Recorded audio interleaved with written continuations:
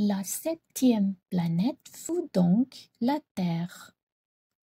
La Terre n'est pas une planète quelconque. On y compte 111 rois. En n'oubliant pas, bien sûr, les rois nègres, 7000 géographes, 900 000 businessmen, 7 millions et demi d'ivrognes, 311 millions de vaniteux, c'est-à-dire environ 2 milliards de grandes personnes.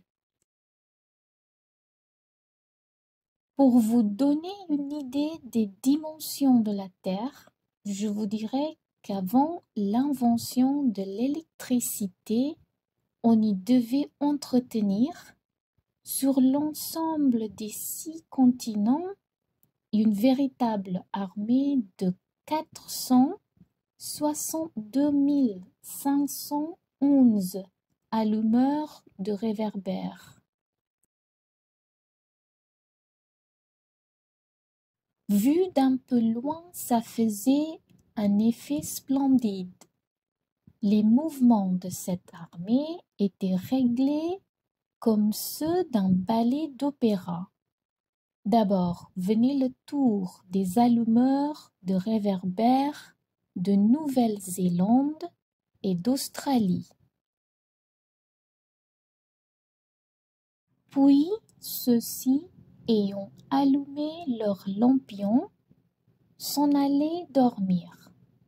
Alors entraient à leur tour dans la danse les allumeurs de réverbères de Chine et de Sibérie. Puis eux aussi s'escamotaient dans les coulisses. Alors venait le tour des allumeurs de réverbères de Russie et des Indes, puis de ceux d'Afrique et d'Europe, puis de ceux d'Amérique du Sud, puis de ceux d'Amérique du Nord. Et jamais ils ne se trompaient dans leur ordre d'entrer en scène. C'était grandiose.